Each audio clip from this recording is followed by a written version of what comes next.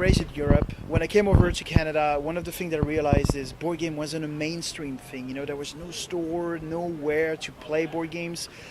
And I reckon we would mix something with, you know, the board game culture, mix it with something that is very North American, which is the coffee culture. So mixing the two, Snakes and Lattes. So I originally went to the Snakes and Lattes one, and then I heard that they were opening up this one, so I came here once before. Okay, great. And how did you enjoy the experience? I loved it. It was a lot of fun. Like, time just flies, and you get to have a couple drinks and play some games. Like, what can be better than that, right? I mean, just speaking from just came in here for the first time, and the atmosphere in there is like electric. Like, everybody's having fun and drinking and eating and having fun playing games, and it's a special thing for sure.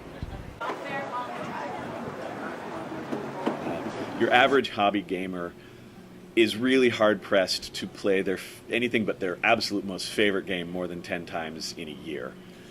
Here at the cafe, our most popular games easily get played 10 times a day.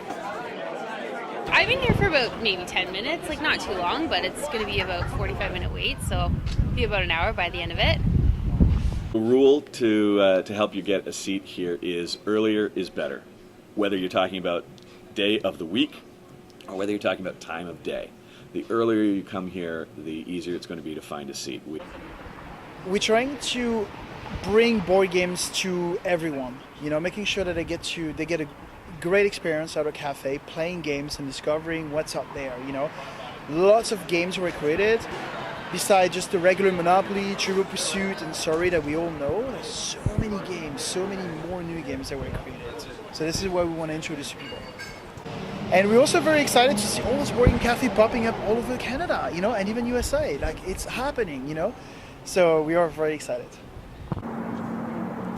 I'm mostly a video gamer by nature, and then a friend of mine reintroduced me to board gaming like probably 3-4 years ago, and ever since then, like, I've seen the contrast of how video gaming like sucks your life away, and even though like you might feel like you're socializing over because you have like voice communication, it's not the same thing as when you're face to face like you and I. If anyone is interested in starting their own board game cafe, I would seriously consider your location, and then you gotta scope out the area and see the types of businesses that will complement your type of business. A lot of people's compliment towards us is that, oh, you don't have to wait like 3 hours like you do at other places, which is true, but it's not a good sign for me. Right. So it's hard to predict whether things will get better from here, but we're working a lot more on advertising. Compared to some of the other board game cafes in Toronto, we're in a bit more of a residential neighborhood.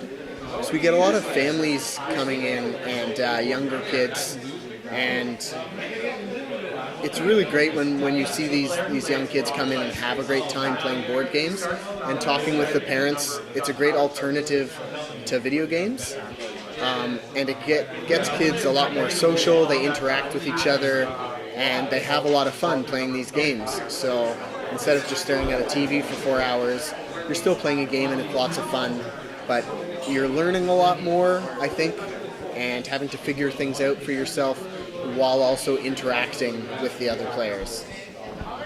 There's something happening right now, and the fact that there is board game cafe is just one indicator of a bigger adoption of board game from people in general. Yeah, I've been seeing the same thing on the website. We just broke 1 million registered users, and last year we had 200,000 users registered, and we've been around for 15 years.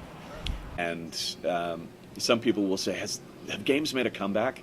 To which I think, well, no, because games have always been here. We've been playing games as a species for 3,000 to 5,000 years.